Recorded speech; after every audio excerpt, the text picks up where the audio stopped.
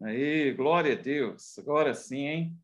Gente, sejam todos bem-vindos. Que honra estarmos juntos aqui essa noite, né? Para mais esse tempo aí. Já oramos, né? Já colocamos aí diante do Senhor essa reunião, essa noite, esse tempo, né? Não é uma reunião, né? É um encontro. Eu gosto de chamar de encontro, né? Esse nosso encontro aqui essa noite. E vamos lá dar andamento, então? Nós estávamos aí falando das 8 razões, não é? Da superioridade de Cristo em relação ao Antigo Testamento ou à Velha Aliança, né? Nós paramos no 5 mesmo, né, gente? É isso? Vocês se lembram? Faz isso mesmo. Joia. Né? Então, Jesus é o ministro de um melhor concerto. E eu expliquei o porquê disso, né? Porque, na verdade, quando a gente fala de concerto, a gente também está falando de aliança, tá bom? Glória a Deus. E, na verdade, esse concerto aí não é com C, viu? É com S. Está errado aí, tá? Jesus é o ministro de um melhor concerto. Glória a Deus. Vamos lá para o 6, então. Jesus presta um melhor serviço. Vamos abrir aí, gente. Hebreus 9. Vamos ler juntos lá. Hebreus 9. 9, de 1 a 12. Quero ler aqui com vocês. Diz assim, ó. Ora, também a primeira tinha ordenanças de culto divino e um santuário terrestre. Quando Hebreus está falando para nós aqui, ora, também a primeira o quê? A primeira aliança, né? O primeiro concerto. Tinha ordenanças de culto divino e um santuário terrestre, porque um tabernáculo estava preparado, o primeiro em que havia o candeeiro, a mesa, os pães da proposição, ao que se chama o santuário. Mas depois do segundo véu estava o tabernáculo, que se chama o Santo dos Santos. Deixa eu só explicar algo para você aqui. Quando Hebreus vem trazendo para nós aqui essa descrição, que ele fala do tabernáculo, antes que o templo fosse levantado, Deus havia ordenado a Moisés que levantasse um tabernáculo. E esse tabernáculo, ele era como era um lugar, né, com uma lona por cima, né? E esse lugar tinha vários compartimentos. Então, ele tinha a parte de fora, né?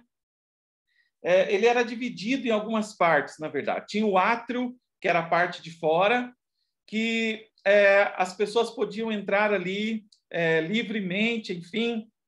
Depois tinha o lugar santo, que só entravam ali os sacerdotes, algumas pessoas, né, que eram autorizadas a entrar, e tinha o Santo dos Santos. O Santo dos Santos é onde ficava a arca do concerto, né, que eu já falei para vocês que representava aí a presença de Deus no meio do povo. E nesse lugar, no Santo dos Santos, só o sumo sacerdote poderia entrar. Para você ter uma ideia como isso era tão sério para eles, quando o sacerdote entrava nesse lugar, ele tinha que estar no nível de santidade, assim, vamos dizer, elevado. Ele tinha que ter sacrificado por ele, tinha que ter sacrificado, né, pela sua família, enfim, e ele tinha que entrar nesse lugar sem pecados, né, sem mácula. Havia umas roupas especiais que eles colocavam, enfim, e havia uma espécie de uma túnica, ou, na verdade, um vestido que eles colocavam, e na ponta desse vestido tinha como se uns sinos. E então, enquanto ele andava ali dentro, esses sinos faziam barulho. E quando eles entravam, a história conta que era amarrado uma corda na cintura do sumo sacerdote, né? Porque ninguém podia entrar lá dentro. E ele entrava e essa corda era amarrada na cintura dele, e eles iam soltando essa corda. Enquanto eles ouviam o sumo sacerdote lá fazendo, né, o serviço dele lá dentro, e ouvia o sino tocando, os sinos da roupa deles tocando, era um sinal que ele estava vivo, né? Por quê? Porque se algo ali não agradasse a Deus, enfim, era um lugar muito santo, onde a presença manifesta de Deus estava. Então, se algo acontecesse com o sacerdote e ele morresse ali ou desmaiasse, alguma coisa assim, ninguém poderia entrar naquele lugar para tirar ele lá de dentro. Então, eles puxavam pela corda, né? Então, só para você ver como que era uma coisa séria, né? E dentro do tabernáculo existiam alguns itens, né, que nós lemos aqui no versículo 2 do capítulo de Hebreus 9, que diz assim: o tabernáculo estava preparado primeiro, em que havia o candeeiro, a mesa, os pães da proposição, né? E depois também tinha o outro, que era o Santo dos Santos, onde ficava a Arca da Aliança. Versículo 4, que tinha um incensário de ouro, a Arca da Aliança, coberta de ouro toda em redor, em que estava um vaso de ouro, que continha o maná e a vara de Arão, que tinha florescido, e as tábuas da aliança. E sobre a arca, os querubins da glória, que faziam sombra no propiciatório, das quais coisas não falaremos agora particularmente. Ora, estando essas coisas assim preparadas, a todo tempo entravam os sacerdotes no primeiro tabernáculo, cumprindo os serviços. Mas no segundo, ele chama de segundo tabernáculo, mas na verdade é um segundo lugar, né? Que era esse dos Santos dos Santos que eu estou falando para vocês.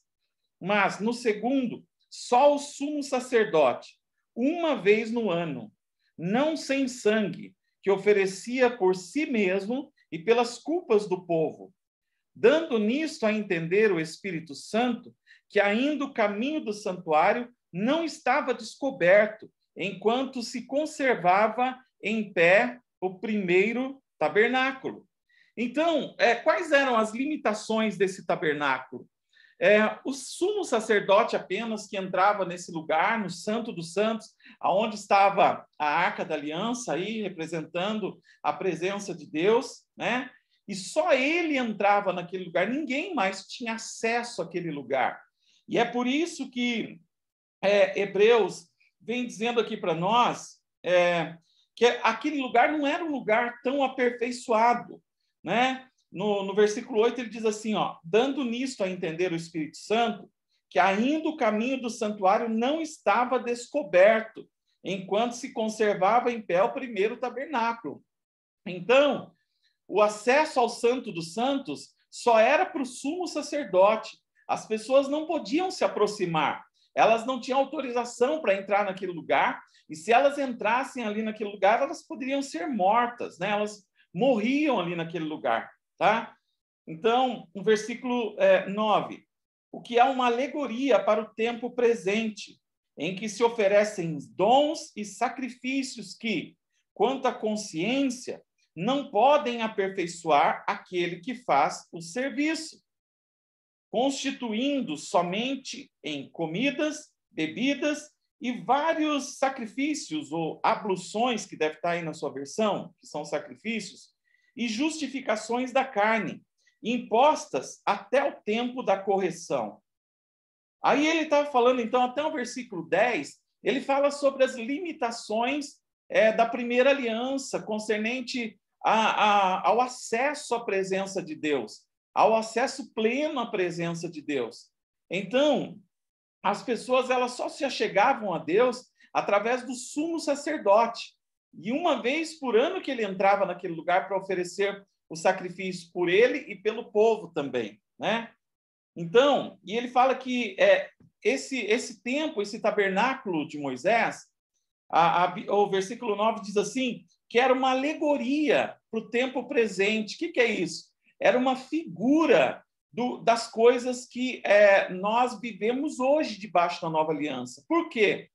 Porque hoje, preste muita atenção nisso, hoje, Jesus é o nosso sumo sacerdote, né? Só que, ao contrário da antiga aliança, que só o sumo sacerdote entrava na presença manifesta de Deus ali no tabernáculo, hoje, por causa de Jesus Cristo, lembra que Jesus disse, eu sou o caminho, a verdade e a vida, e ninguém vem ao Pai a não ser por mim? Pois é, quando Jesus ele estava dizendo isso, ele estava literalmente dizendo que ele é o caminho para a presença do Pai, né? E então, essas coisas do Antigo Testamento, da Velha Aliança, eram sombra das coisas que viriam, uma alegoria para o nosso tempo presente. Eles eram uma figura de linguagem, uma figura do que nós viveríamos hoje. Só que hoje o nosso sumo sacerdote é Jesus Cristo, e glória a Deus, porque o véu do templo foi rasgado de alto a baixo, e hoje nós temos livre acesso à presença do nosso Deus, com o nosso sumo sacerdote Jesus Cristo. Hoje, a presença de Deus não está mais limitada, né? Ela não tem mais essa divisão. Nós podemos nos achegar diante do nosso Deus com todo o nosso coração, com a nossa vida, e podemos adorar ao nosso Senhor, né? Agora, olha o que diz o versículo 11. Então, até o versículo 10, ele fala, olha, tudo isso aqui que nós conhecemos, ou que o povo conhecia, é uma alegoria, uma figura para o que haveria de vir, né? Para o tempo presente que eles estavam vivendo ali em Hebreus e que nós vivemos hoje também. E o versículo 10 fala que esse tempo consistia apenas em comidas, bebidas e vários sacrifícios e justificações da carne. Por que justificações da carne? Porque eles entravam, o sumo sacerdote entrava ali no Santo dos Santos para oferecer um sacrifício para uma justificação. Lembra que eu falei na aula passada que a Bíblia diz que sem derramamento de sangue não há perdão de pecados? Não há remissão de pecados? E lembra que eu falei sobre a oferta do cordeirinho, né? Que deveria ser um cordeirinho sem mácula, sem mancha, enfim. Então, quando aquele cordeiro era degolado, o sangue era derramado, aquilo era uma justificação pelo pecado do ofertante, né? Aí vem o versículo 11. Mas, vindo Cristo, o sumo sacerdote dos bens futuros. Olha que coisa tão tremenda, gente. Você está acompanhando comigo aí? Hebreus 9:11. Olha o versículo 11. Mas, eu estou lendo aqui, gente, acho que essa é a versão NVI, tá? Mas, vindo Cristo, o sumo sacerdote dos bens futuros. Por que o sumo sacerdote dos bens futuros? Porque o passado, como eu já disse aqui, ele é apenas uma representação do que viria. Então, no Antigo Testamento, se precisava de um sumo sacerdote, um homem comum, né, como eu, como você, enfim, lógico que tinha várias exigências para que ele fosse um sacerdote, e ainda mais um sumo sacerdote, não é? Mas era um homem da descendência de Adão, que tinha os mesmos pecados, enfim. Mas o versículo 11 diz que Cristo veio como sumo sacerdote dos bens futuros.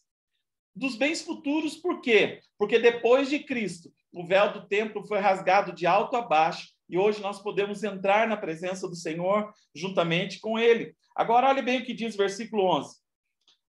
Mas, vindo Cristo, sumo sacerdote dos bens futuros, por um maior e perfeito tabernáculo, não feito por mãos, isto é, desta criação, e nem por sangue de bodes, de bezerros, mas por seu próprio sangue, entrou uma vez no santuário, e havendo feito uma eterna redenção. Glória a Deus. Então, o autor da carta de Hebreus vem mostrando aqui para nós que o sacrifício de Jesus, ele fala aqui do segundo tabernáculo, e ele faz uma alegoria, né? Esse segundo tabernáculo que ele está dizendo aqui, hoje, é a nossa vida com Cristo, é a nossa comunhão com o Senhor. Jesus Cristo veio para substituir o primeiro tabernáculo, mas ele é o tabernáculo perfeito. Ele é a ponte de ligação entre o homem e Deus. Então, entenda uma coisa, não há uma outra ligação entre o homem e Deus, a não ser Jesus Cristo. Então, não tem uma outra figura, não tem nenhum outro santo, não tem nenhum outro homem, não tem nenhuma outra mulher que possa ser o caminho para Deus. Ele é o perfeito tabernáculo. Isso é, ele presta um melhor serviço. A antiga aliança, com o derramamento de sangue de animais, não podia, eu já expliquei isso, vou falar de novo, não podia tirar o pecado do mundo, apenas cobria o pecado das pessoas, mas somente o sangue de Jesus, poderoso sangue de Jesus, foi capaz de nos tirar o pecado de nós. Por isso, Jesus presta o melhor serviço. Também Jesus oferece um melhor sacrifício. Vamos ler aí a partir do versículo 13, do 13. Vamos ler um pouquinho aí, vamos começar no 13. Jesus oferece o melhor sacrifício por quê? Quanto mais o sangue de Cristo. Ele estava falando lá, ó, no versículo 13. Porque se o sangue dos touros, bodes e as cinzas de uma novilha, quando era jogada sobre os imundos ou esparzida sobre os imundos, os santifica quanto à purificação da carne, quanto mais o sangue de Cristo, que pelo Espírito eterno se ofereceu a si mesmo, imaculado, isso é, sem manchas, sem defeito, ele se ofereceu a Deus. E quanto mais ele purificará as vossas consciências das obras mortas, para servires ao Deus vivo. E é por isso, mediador de um novo testamento, para que, intervindo a morte para a remissão das transgressões que havia debaixo do primeiro testamento, os chamados recebem a promessa da herança eterna. Então, ele estava dizendo aqui sobre a superioridade do sacrifício de Jesus em relação aos sacrifícios da antiga aliança, tá bom? Depois, ó, gente, se tiver alguma pergunta, alguma coisa aí, vocês levantem a mão, tá bom? Levantem a mão aí. Deixa eu ver se tem alguém com a mãozinha levantada, aí vocês me dão um toquezinho aí, tá bom? Glória a Deus. Vamos lá. Deixa eu só tirar esse negócio da tela aqui. Vamos lá. Jesus proporciona um motivo melhor de fé. Vamos lá para o capítulo 10 de Hebreus. Só que a gente só está passando por cima, tá, gente? Porque nós vamos voltar depois em Hebreus 1. A gente nem começou ainda, mas você está tendo um panorama geral do livro, tá bom? Glória a Deus. Vamos lá para Hebreus 10, versículo 19. Jesus proporciona um motivo melhor de fé. Hebreus 10, 19 diz assim: tendo, pois, irmãos, ousadia para entrar no santuário pelo sangue de Jesus, pelo novo e vivo caminho que ele nos consagrou pelo véu, isso é, pela sua carne, e tendo um grande sacerdote sobre a casa de Deus. Agora, olha que coisa linda, gente. 22. Cheguemo-nos com um verdadeiro coração, em inteira certeza de fé, tendo os corações purificados da má consciência e o corpo lavado com água limpa. Retenhamos firmes. Sabe o que é reter? É guardar, é agarrar, né? E guardar. Vamos substituir essa palavra aqui? Guarde, retenha, guarde, grude em você. Retenha firmemente a confissão da nossa esperança, porque fiel é o que prometeu. Deixa eu explicar algo aqui para você. O sangue que era derramado no Antigo Testamento dos animais, eles não tinham poder efetivo de tirar o pecado do homem. E quando eu falo homem, eu estou falando da humanidade, homem e mulher, tá, gente? Ele não tinha o poder, por quê? Porque ele era apenas uma liturgia, sabe? Embora Deus cobrisse o pecado das pessoas, mas o que acontecia nesse momento? O pecado deles era coberto. Isso significava que, vez após vez, eles tinham que ir lá e oferecer sacrifício de novo. Porque, lógico, o povo, eles pecavam, entregavam sacrifícios. E, gente, você já pensou que coisa seria hoje esse negócio? Meu Deus, acho que ia faltar bicho no mundo, né? De tanto pecado, Jesus amado, né? Mas o que acontece? Esse sangue desses animais apenas cobriam. O que isso significa, pastor? Só uma cobertura. Esse sangue cobria o pecado. Qual é a diferença do sangue dos animais e do sangue de Jesus? Qual que é a diferença? A diferença está no seguinte: a diferença é que o sangue dos animais apenas cobriam, mas não tirava, não trazia uma consciência para o homem do pecado. Embora, é lógico, ele soubesse do pecado, mas não dava poder sobre o pecado, se você me entende. Hoje, através do sangue de Jesus, foi nos liberado, por causa do sacrifício de Jesus. Lembra quando Jesus falou assim, ó, convém que eu vá, porque quando eu for, o Consolador virá, o Consolador vai vir. Por causa do sangue de Jesus, por causa do sacrifício de Jesus, por causa da nova aliança, o Espírito Santo veio, lá em Atos, no capítulo 2, e ele continua até hoje, até o tempo de hoje, sobre nós.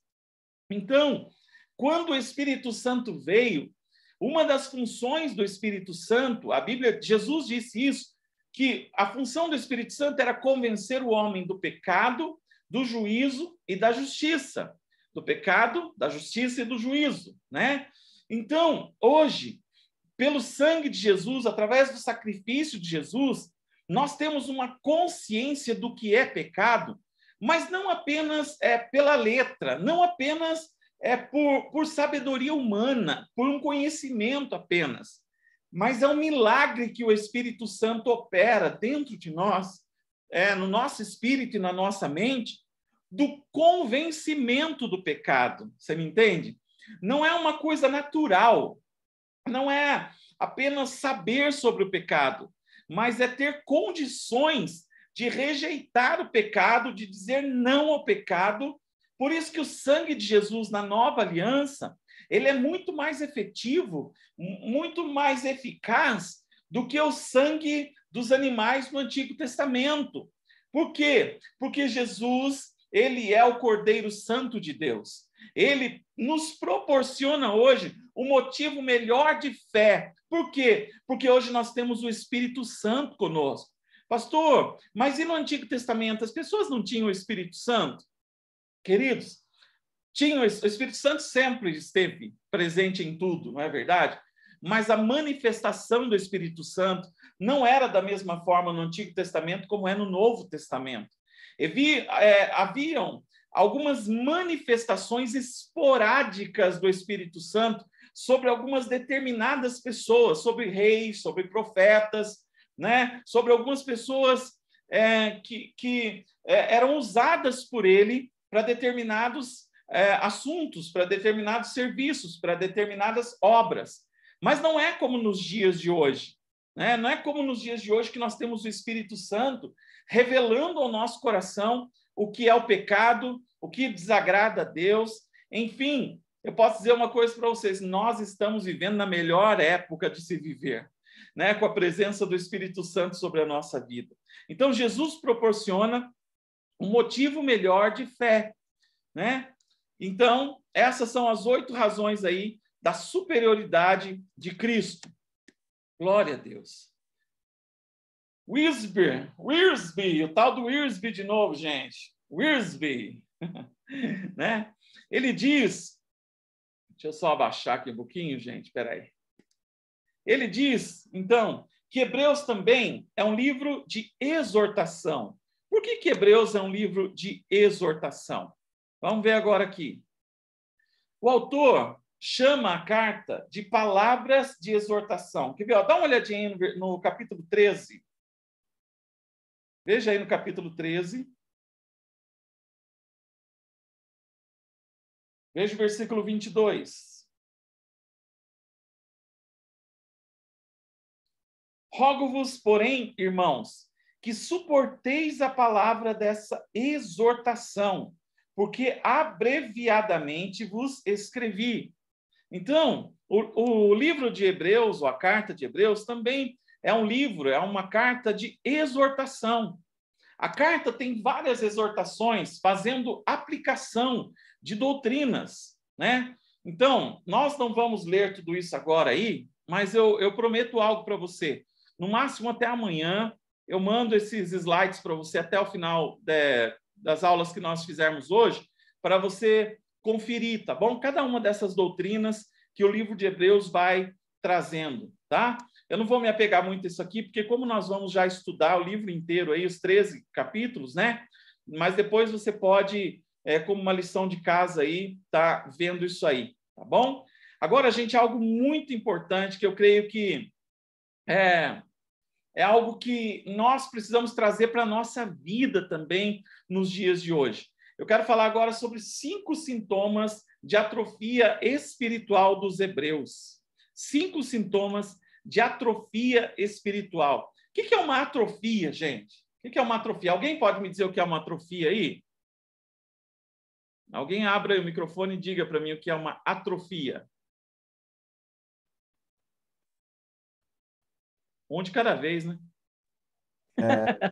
Fala, Eu Lu. acho que é igual quando uma pessoa fica sem poder, por exemplo, sem poder abrir a mão, o negócio atrofia aqui e não abre mais.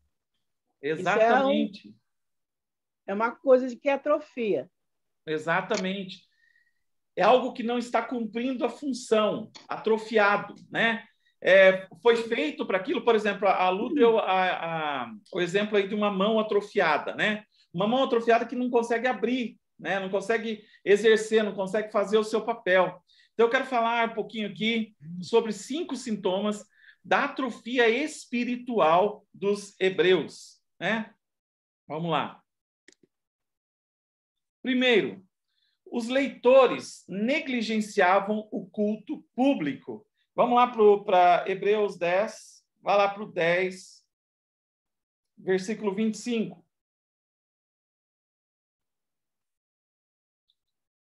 Hebreus 10, 25. O primeiro sintoma da atrofia espiritual desse povo é eles negligenciarem o culto público, né? Para você ver como a Bíblia é tão atual quanto o jornal de amanhã, gente. Tem jeito, né? Isso aqui era a atrofia dos hebreus daquela época, mas dá uma olhada, né? Enfim. Os leitores negligenciavam o culto público. Ô, Gu, abre o seu microfone para nós, filho. Leia para nós aí esse versículo, por favor. Amém. Não abandonemos a tradição de reunirmos como igreja, segundo o procedimento de alguns, mas, pelo contrário, motivemos uns aos outros, tanto mais quando vedes que o dia está se aproximando. Glória a Deus. Você vê que Hebreus tinha que... o autor, né, da carta aos Hebreus tinha que incentivar esse povo, dizendo que, assim, olha, não deixe de congregar, não saia da sua congregação. E por que isso era tão importante naquele tempo? Lembra quando nós vimos aí, alguns encontros atrás, que esse povo estava passando por uma transição de pensamento a respeito de Deus, de religião mesmo. Eles estavam saindo do judaísmo para ir para o cristianismo, que é uma nova vida, né?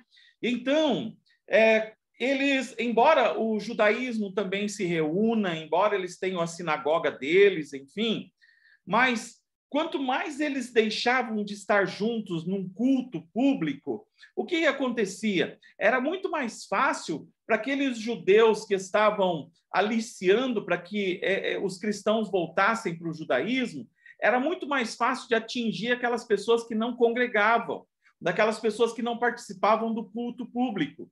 Por quê? Porque no culto público, além da adoração, havia também o ensinamento, não é? E quanto mais essas pessoas se afastassem dos ensinamentos, mais ela seria um alvo fácil para esses judeus, para essas pessoas, não é?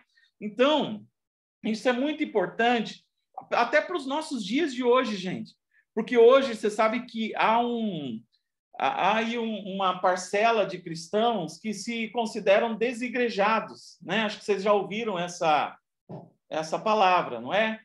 Eu sirvo Deus em casa mesmo. É incrível, porque nessa pandemia, eu confesso para você que às vezes eu entrava, quando alguém postava alguma coisa, eu quero a minha igreja aberta, aquela coisa toda, eu entrava um pouquinho para ver os comentários de algumas pessoas e uma grande parte das pessoas comentavam o seguinte, eles diziam assim, eu tenho Deus na minha vida, meu filho, você tem Deus na sua casa, para que ir para a igreja? Sabe aquela situação?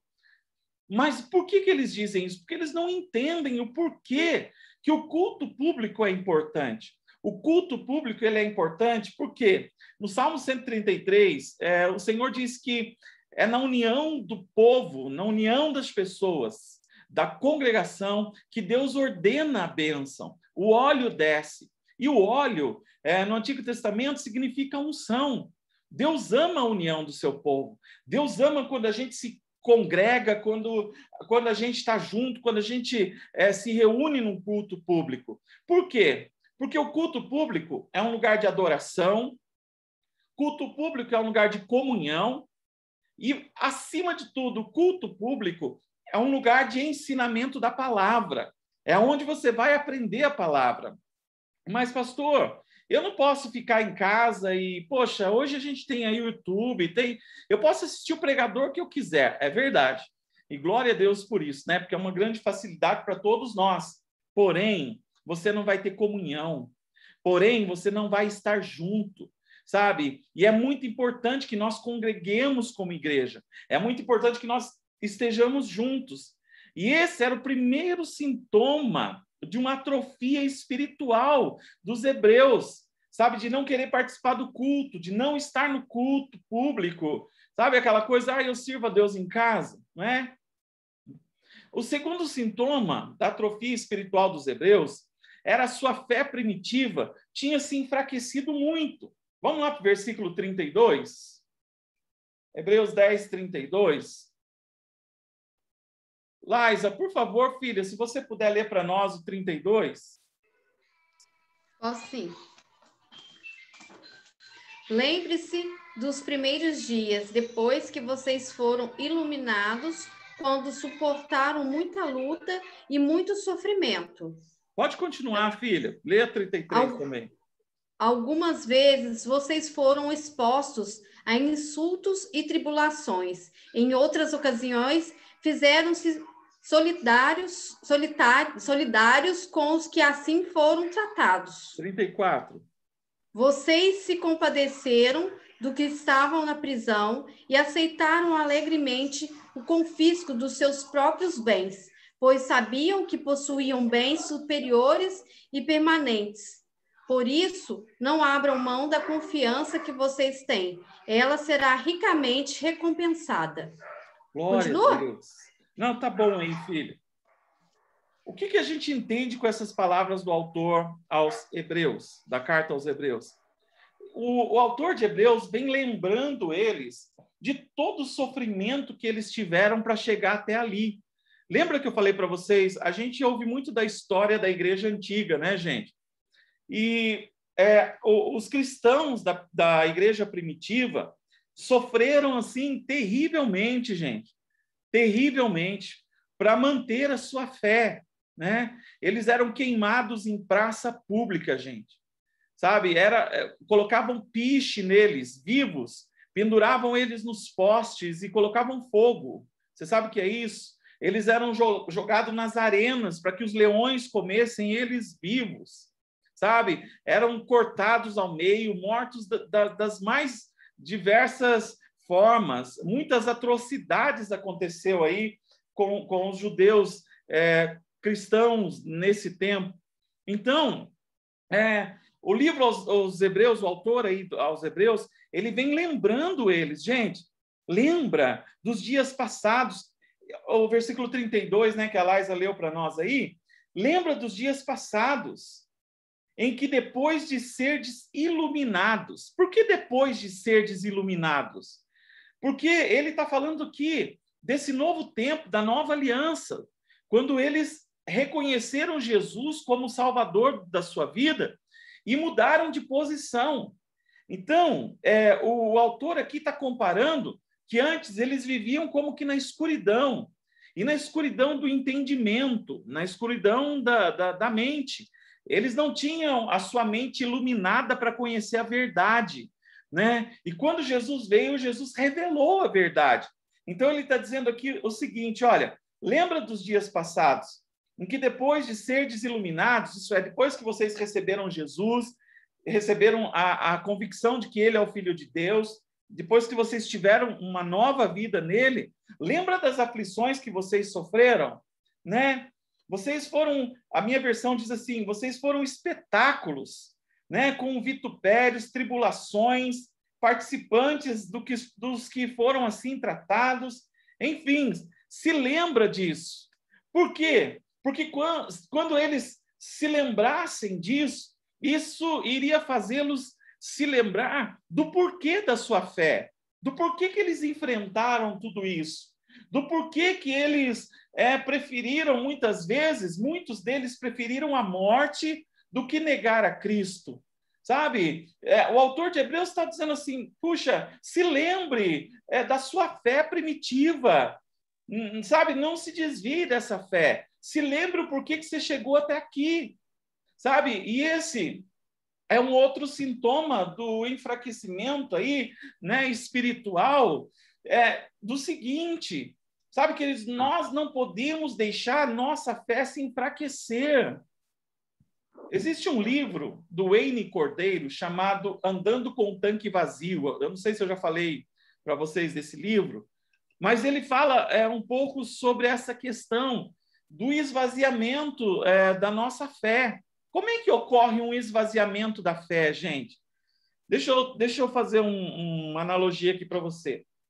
Por exemplo, o Edson, lá em Socorro, ele pegou o carro dele, passou no posto de combustível lá e encheu o tanque do carro dele, certo?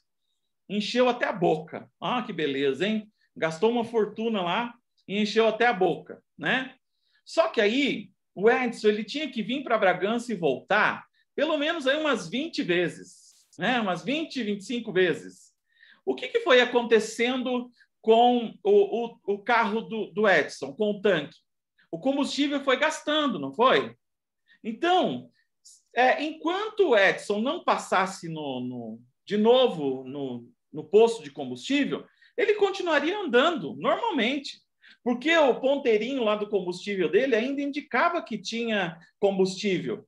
Então, o Edson olhava para o ponteirinho lá do combustível e falava, ainda dá para chegar em Bragança, né? Dá para chegar. Quem nunca fez isso, né? Olha, está acabando, não tem posto perto, né? Mas dá para chegar. E aquela aflição, falando, Deus, bota os anjos do Senhor empurrando esse carro aí para chegar, né? Quem nunca fez isso, né?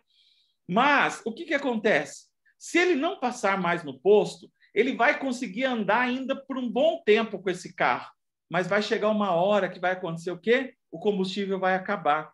E sem o combustível, o carro não anda, não vai. Olha, presta bem atenção no que eu vou dizer para você. Ninguém morre do dia para a noite espiritualmente. Vocês me ouviram aí? Ninguém morre espiritualmente da noite para o dia. Ninguém. A morte espiritual ela é lenta. E ela ocorre quando a gente para de ir no posto. Ela começa a morrer quando a gente deixa de abastecer, sabe? Por isso que a vida cristã ela é composta de pequenas coisas diárias, que é aquilo que eu falo para você, leitura e meditação da palavra, adoração e oração. A vida cristã, ela se apoia nesse tripé. Agora, quando a gente deixa de orar, quando a gente deixa de meditar e ler na palavra, e deixa de adorar, a gente vai andar por um tempo ainda. Acredite. Você vai andar por um bom tempo. Mas sabe o que vai acontecer? A fé vai enfraquecendo. Porque a fé vem pelo ouvir e ouvir pela palavra de Deus. Ouvir através da palavra de Deus. Então, um sintoma desse enfraquecimento, ou então um sintoma dessa atrofia espiritual, era também que a fé deles tinha se enfraquecido. O terceiro sintoma aí desse enfraquecimento deles, ou dessa atrofia espiritual deles, é que eles abandonaram ou relaxaram seus esforços. Entra aí para mim, por favor, no 12:12. Vá lá para o 12:12.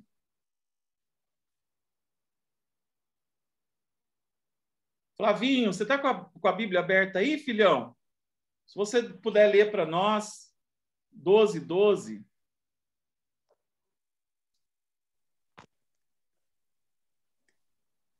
Oi, pastor. Oi, Oi, filho. vou falar.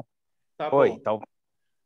Portanto, tornai a levantar as mãos cansadas e os joelhos desconjuntados. Olha só, gente. Se ele está falando isso para o povo, se ele está escrevendo isso para as pessoas, é porque ele está exortando as pessoas a isso, não é?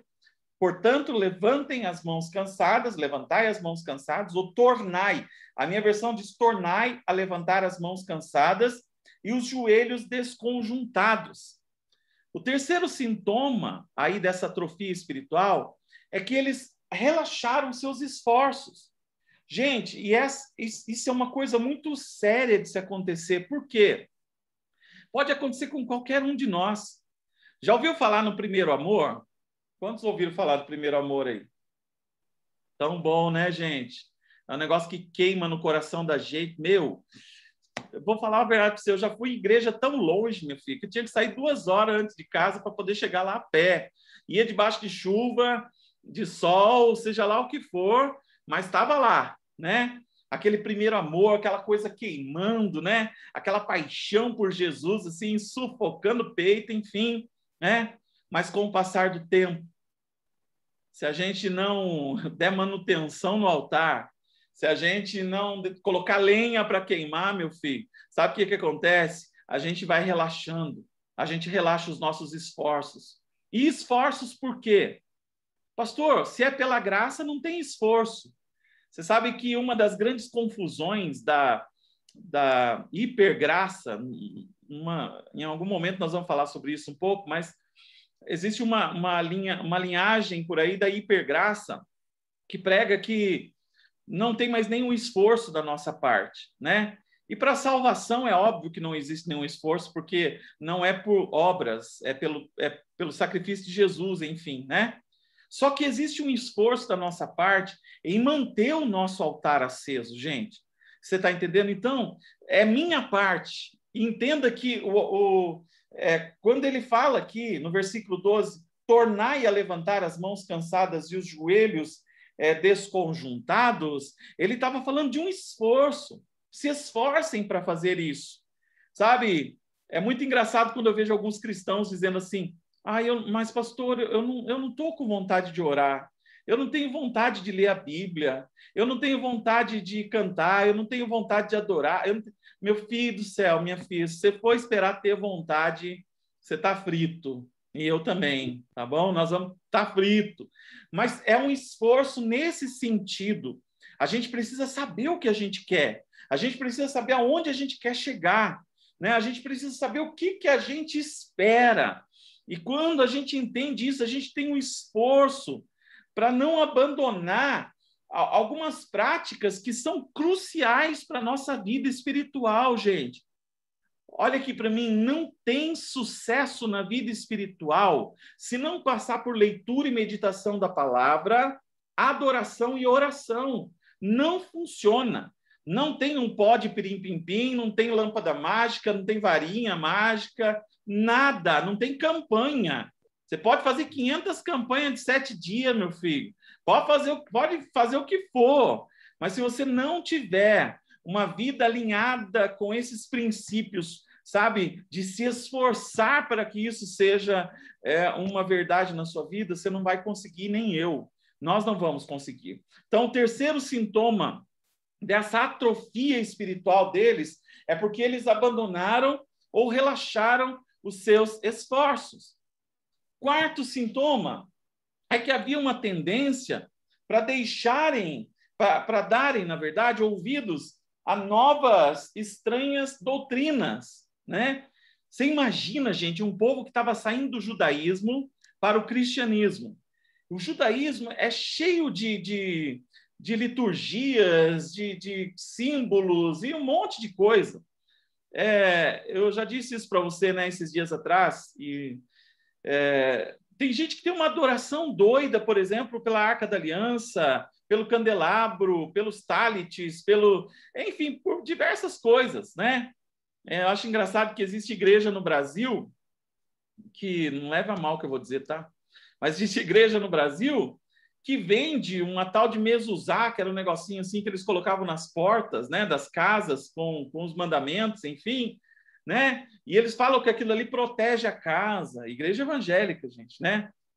Então, você imagina esse povo que estava saindo ali do judaísmo para ir para o cristianismo, como é que não era isso para eles, né? Então, eles tinham uma tendência para dar ouvidos a novas e estranhas doutrinas. Vamos lá para o 13.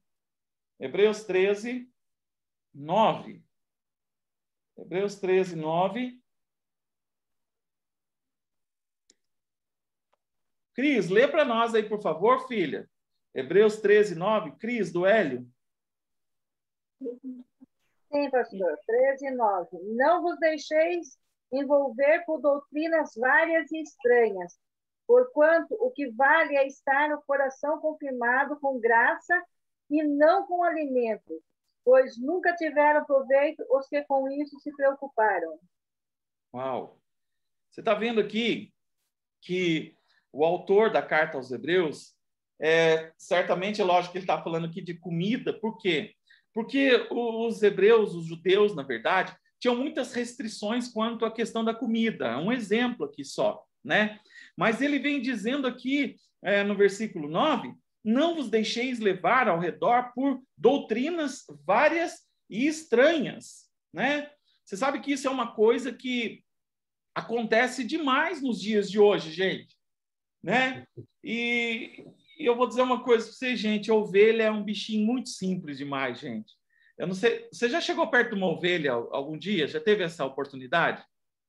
Chegar perto de uma ovelha? Já? Muito engraçado, né? Quando eu cheguei em Israel, você olha aquelas ovelhas, né? E fui passar a mão em uma ovelha, gente. Ô, bichinho fedido, né? Mas é um bichinho assim que, sabe, ele não tem noção de muita coisa. Aonde o pastor levar, ou, sabe, o grito que dela está indo, ela... Enfim, é lógico que ela ouve a voz do pastor dela, enfim, né? Mas ovelha é um bicho muito estranho, é um bicho muito simples, muito simples, muito simples. Sabe, eu vou dizer algo para você que eu vou rasgar meu coração aqui agora para vocês, e eu sei que para vocês eu posso fazer isso. Eu tenho pena, dó, quando eu vejo tantas pessoas sendo enganadas por aí, gente, sabe? Eu tenho pena mesmo, gente. Sabe, gente que vai fazer essas campanhas doidas, sabe? Que gasta, gente, assalariado, sabe? Aposentado, que gasta todo o salário, passando por baixo de arco, comprando arquinho ungida, isso e aquilo, essas baboseiras todas, sabe? Isso dói no meu coração quando eu vejo isso. E, sabe, olha o que a palavra de Deus está dizendo para nós hoje, gente. Não vos deixeis levar em redor por doutrinas várias e estranhas. E ele fala aqui, ó, porque bom é que o coração se fortifique com a graça. O que é o coração se fortificar com a graça, gente? É entender o seguinte: o sangue de Jesus me basta, a graça do Senhor me basta. Hoje eu não tenho que pagar mais nada, gente. Você está entendendo? Não tem isso. Ah, mas e dízimo, oferta? Dízimo e oferta é uma oferta de gratidão a Deus por quem você é, pelo que você faz, mas não significa que isso compra a Deus, sabe? E sem contar muitas outras doutrinas estranhas. Então, o quarto sintoma aí dessa atrofia espiritual é essa tendência que eles tinham para dar ouvidos a novas e estranhas doutrinas, novas e estranhas doutrinas. E aqui o quinto sintoma aí dessa atrofia espiritual é porque eles demonstravam um ar de falsa independência com relação aos seus mestres. Vamos dar uma olhada lá no 13, já estamos aí no 13, né? Versículo 7. 13, versículo 7.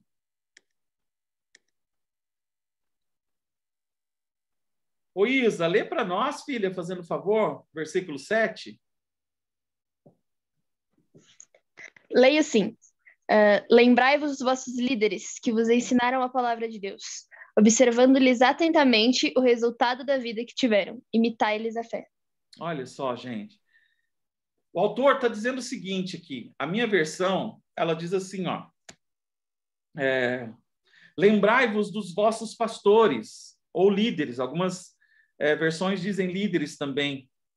Que vos falaram a palavra de Deus, a fé dos quais imitai, atentando para a sua maneira de viver. Sabe, queridos, é óbvio que hoje, graças ao Espírito Santo, todos nós temos acesso à palavra de Deus. Glória a Deus por isso. Isso é fantástico demais, isso é bom demais. Mas é muito importante você estar debaixo de uma liderança. É muito importante você ter essa dependência. E quando eu falo de uma dependência, eu estou falando de uma dependência saudável, tá, gente? Não é debaixo de uma liderança que arranque o seu couro, sabe? Que queira te levar assim, a ferro e fogo. Não é isso, gente. Mas estar debaixo de uma liderança que dê direção, que caminhe com você, que ame você, que dê o suporte para a sua vida, sabe? Então, o quinto sintoma aí dessa atrofia espiritual é que eles demonstravam esse ar de uma falsa independência, né? Então, eu faço o que eu quiser, como eu quiser, a hora que eu quiser, enfim, não está debaixo de nenhuma liderança. Você sabe que hoje isso acontece muito no nosso meio, gente. Se você soubesse a quantidade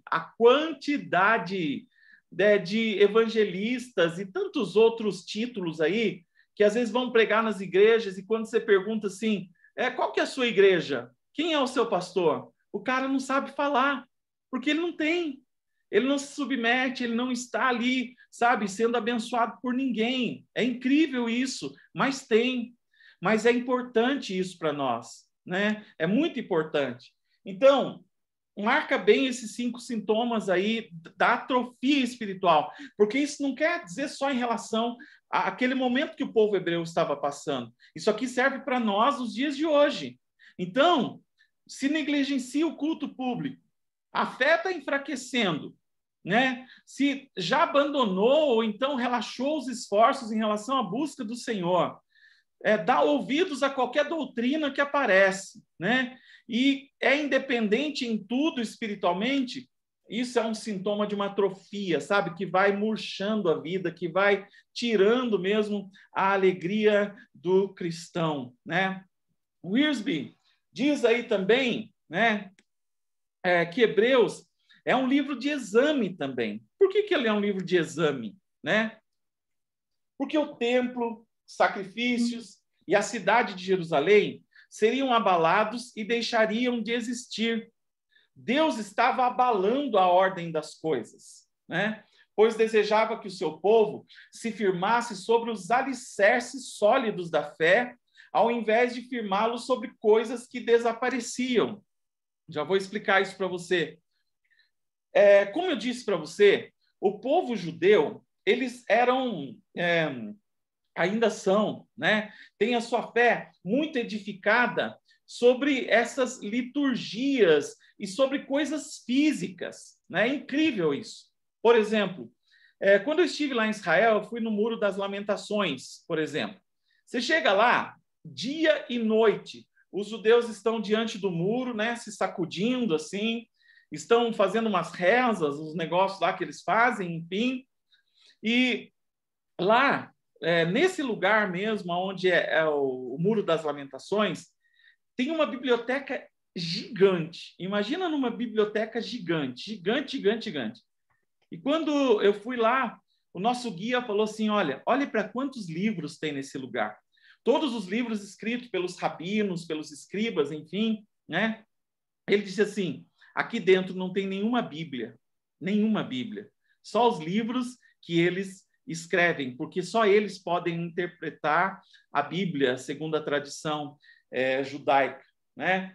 Então, chegou o momento na vida desse povo que o autor de Hebreus está dizendo para eles o seguinte, está na hora de vocês pararem de firmar a fé de vocês em coisas visíveis, sabe? Como, por exemplo, um povo católico hoje. A fé muitas vezes está numa vela acesa, está num altar, está muitas vezes em andar de joelhos, subir uma escadaria, está em fulano, em ciclano, nos anjos, isso e aquilo, mas muitas vezes em coisas físicas também, né? Quantas vezes a pessoa tem lá um santinho de estimação, uma correntinha de estimação e tantas outras coisas, né?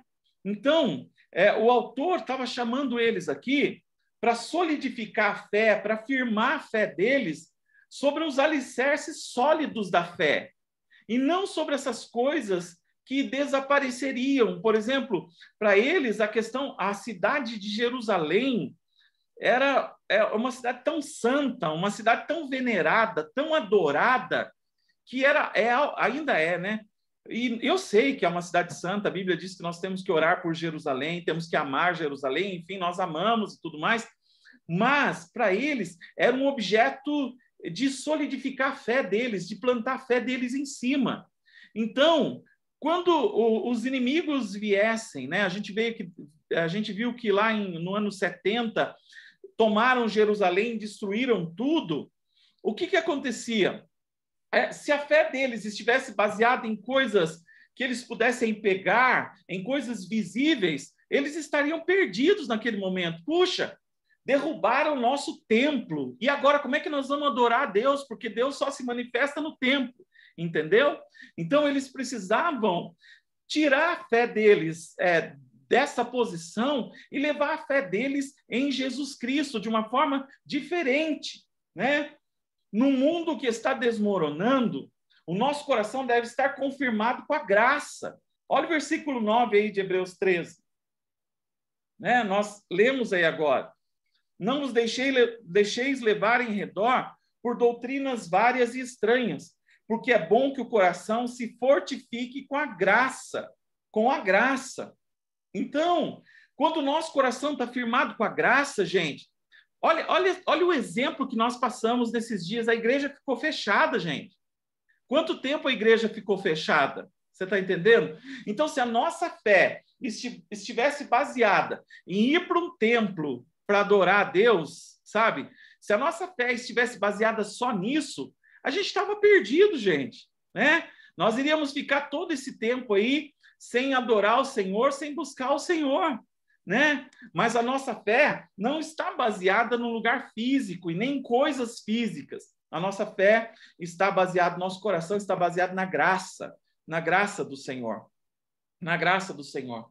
Por quê? Porque todas essas coisas que nós vemos são coisas abaláveis, né? Uma hora ou outra, sei lá, é como acontece, por exemplo, nos países comunistas.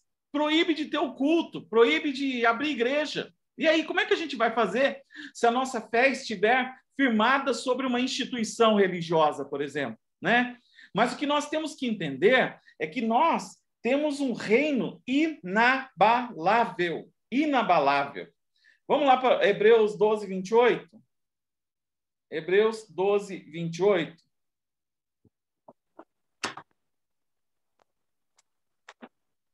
Hebreus 12, 28. Edson, lê para nós, filhão, por favor. Lê.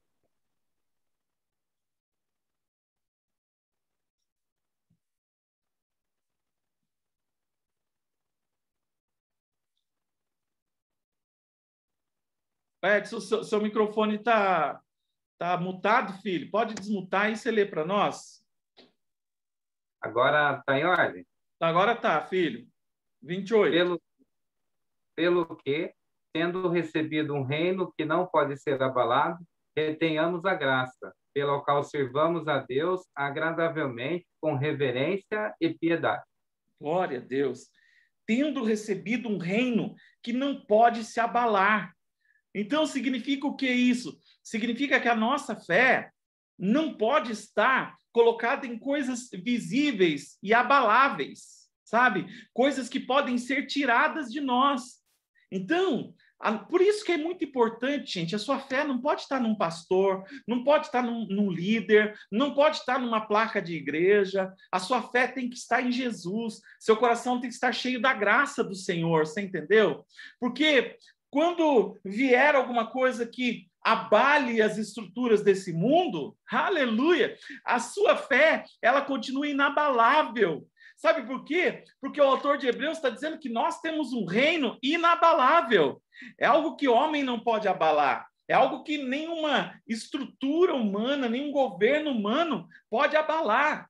Então, a nossa fé não está firmada em algo abalável, mas a nossa fé está firmada naquilo que é inabalável, no reino inabalável. Wiersbe diz também que a palavra de Deus é firme, e firme também a nossa confiança em Cristo, né? A palavra de Deus, ela é firme, ela é verdadeira, e firme também é a nossa confiança em Cristo. Quando nós temos esses ingredientes, né? Por que ele está falando que esse livro aos Hebreus aí é um livro de exame? Porque isso faz com que nós possamos examinar também a nossa fé, que nós possamos passar aí pelo crivo desse exame, né? Será que a palavra de Deus para mim ela é firme? Será que a minha confiança em Cristo também está firme, não é? Mas Wiersbe diz também que Hebreus é um livro de expectativa, né? A carta de Hebreus lança luz sobre o futuro. O autor fala sobre o mundo que há de vir. Vamos lá rapidamente no capítulo 2, no versículo 5. É um livro de expectativa, porque ele não fala só do presente, ele fala daquilo que há de vir. Hebreus 2:5 diz assim: porque não foi aos anjos que sujeitou o mundo futuro do que falamos. O mundo futuro do que falamos. O livro a carta aos Hebreus também é um livro de expectativa, uma carta de expectativas, porque os cristãos estão ligados àquele que é o herdeiro de todas as coisas. Vamos lá para Hebreus 1:2. Diz assim, vamos ler o 1 e o 2. Havendo Deus antigamente falado muitas vezes e de muitas maneiras aos pais pelos profetas, a nós falou nesses últimos dias pelo Filho, a quem constituiu herdeiro de tudo, por quem fez também o mundo. Então, os cristãos, a nossa expectativa, né, a expectativa da nossa vida está em que nós somos herdeiros, nós estamos ligados àquele que fez todas as coisas, que é Jesus Cristo. Essa é a nossa expectativa. Mais uma vez dizendo, nós não estamos ligados a coisas falíveis, a coisas pequenas, nós estamos ligados ao Senhor Jesus, que é o herdeiro de todas as coisas. Também, Hebreus é um livro de expectativas, porque nós teremos parte na eterna herança. Vamos lá para o 9:5. Hebreus 9:5, que diz assim: e sobre a arca, os querubins da glória, que faziam sombra no propiciatório, das quais coisas não falaremos agora particularmente. Versículo 15, né? Eu li errado aqui, perdão.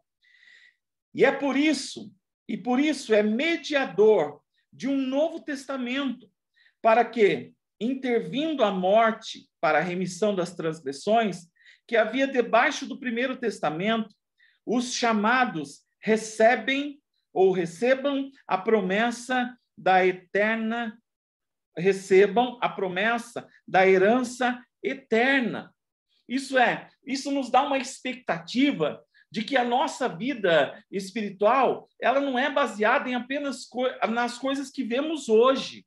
Elas não são baseadas apenas na realidade do que os nossos olhos naturais veem hoje, mas nós temos parte numa promessa que é eterna, numa herança de uma promessa que é eterna. Glória a Deus! E também, assim como os patriarcas descritos em Hebreus 11, nós estamos olhando para uma cidade vindoura de Deus. Nós estamos olhando para o reino de Deus.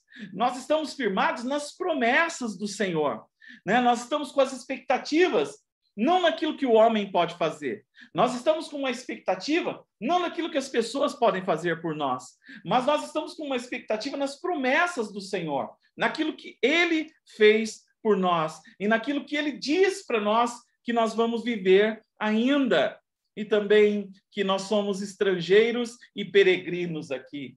Vamos abrir aí Hebreus 11:13. Hebreus 11:13 diz assim a palavra do Senhor. Ele fala sobre os heróis da fé, e no versículo 13 ele diz o seguinte: todos esses morreram na fé, sem terem recebido as promessas, mas vendo-as de longe, e crendo-as e abraçando-as, confessaram que eram estrangeiros e peregrinos na terra. Nós somos cidadãos do céu, gente. Nós somos cidadãos dos céus. Sobre nós está uma esperança maravilhosa. Sobre nós está uma expectativa daquilo que o Senhor vai fazer. Glória a Deus, glória a Deus. E por último aí, né? Hoje a gente vai terminar por aqui. Wiersbe diz também que o livro de Hebreus, a carta de Hebreus, é um livro de exaltação. Porque a carta aos Hebreus exalta a pessoa e a obra de Jesus Cristo. Nós vimos aí muitos versículos falando sobre a superioridade de Jesus Cristo, não é? Também é um livro de exaltação, por quê? Porque Cristo, ele é o profeta, mas ele também é a mensagem. Glória a Deus. Jesus é o profeta, ele é quem fala, e ele é a própria mensagem do que fala. É incrível isso. Glória a Deus, glória a Deus. Cristo também é o sumo sacerdote e ele é o sacrifício. Gente, ele é completo. O nosso Jesus é completo. O nosso Jesus é completo. Ele é o sumo sacerdote, mas ele também é o sacrifício. Cristo também, ele é o rei dos reis, mas ele também é o servo. Ele é o rei dos reis, mas ele também é aquele que veio para servir. Ele é o Filho, o Criador, o sustentador do universo, o Redentor. Ele é o Rei glorioso, o Rei glorioso, o Rei glorioso. Glória a Deus, glória a Deus, glória a Deus. Eu espero que estas palavras essa noite sejam cravadas no seu coração. Glória a Deus. Você está debaixo de uma aliança muito superior à aliança antiga, muito superior. E glória a Deus porque nós nascemos nessa época. Glória a Deus porque nós estamos debaixo da graça do Senhor. Glória a Deus porque nós somos aqueles que foram chamados para estar debaixo dessa nova aliança. Debaixo dessa nova aliança, tudo é superior à antiga aliança. Jesus não nos chamou, escute bem o que eu vou dizer para você, Jesus não nos chamou para nós andarmos em rituais religiosos, não. Rituais religiosos não nos levam a nada. O que o Senhor Jesus, ele é o centro do evangelho. Se você tirar Jesus do evangelho, você tirou tudo, não sobra mais nada. Ele é o centro de tudo. Jesus é o centro da adoração. Jesus é o centro da nossa vida. Jesus é a nossa vida. Jesus é a nossa esperança. Ele é o nosso Senhor. Ele é o nosso sumo sacerdote. Ele é tudo que nós precisamos. Então, nele estão completas todas as coisas. Nele está a nossa vida e a nossa esperança. Glória a Deus por isso. Eu espero que essa noite, essa palavra tenha queimado no seu coração. E eu louvo a Deus por você estar aqui comigo, você não ter desistido, gente. Que bênção ter você aqui comigo, viu? Amo vocês, né? Sei que vocês estão cansadinhos aí, apesar de ser feriado hoje, né? Elisângela, parabéns, filha, mais uma vez pelo seu aniversário. Que Deus te abençoe, filha, tremendamente. Ó, beijo no teu coração, né? Obrigada, glória a Deus. pastor. Amém, Obrigada. filha. Deus continue te abençoando sempre aí, viu? Em nome de Jesus. Amém. Amém. Glória a Deus. Amém. Queridos, um beijo no coração de todos vocês. Agora, olha aqui que eu vou falar para você. Agora sim, hein? Semana que vem a gente começa de verdade. Semana que vem a gente começa de verdade. Ó, já coloquei até na tela aí. Hebreus capítulo 1.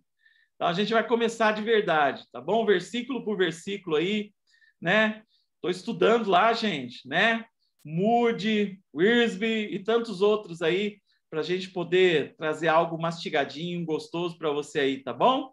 Beijo no teu coração, que Deus te abençoe rica e poderosamente, que a boa mão dele seja com você em todo o tempo, abençoando a tua vida e a tua casa. Que o amor de Deus Pai, a graça do nosso Senhor e Salvador Jesus Cristo e a doce consolação do Espírito Santo seja com você e com a sua família. Pai, eu quero te agradecer essa noite por esse tempo tão especial.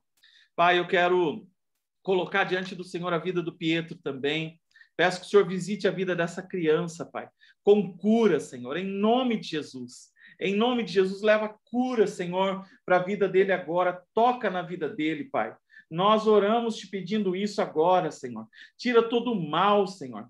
Tira, meu Deus, eu te peço, Senhor, tudo aquilo que vem, Deus, para roubá-lo, Pai. Deus, eu oro, Senhor, essa noite também pela vida do Eli, Pai. Senhor, o esposo da Laisa, Pai, em nome de Jesus, que a bênção do Senhor seja sobre ele, a cura do Senhor seja sobre ele, Pai. Quero pedir, Deus, que o Senhor traga, Senhor, meu Deus, envie agora os anjos curadores, ministradores de cura, Senhor, sobre ele agora, Senhor. Em nome de Jesus, que ele saia logo desse estado, Senhor, e que a saúde de Cristo esteja sobre ele agora. Olha, meu Pai, para cada um desses, Deus, que estão conosco aqui essa noite também, se houver algum enfermo, Senhor, meu Deus, eu quero te pedir que a mão poderosa de cura do Senhor seja sobre cada um agora. Nós oramos e te agradecemos por tudo isso, em nome de Jesus, em nome de Jesus, em nome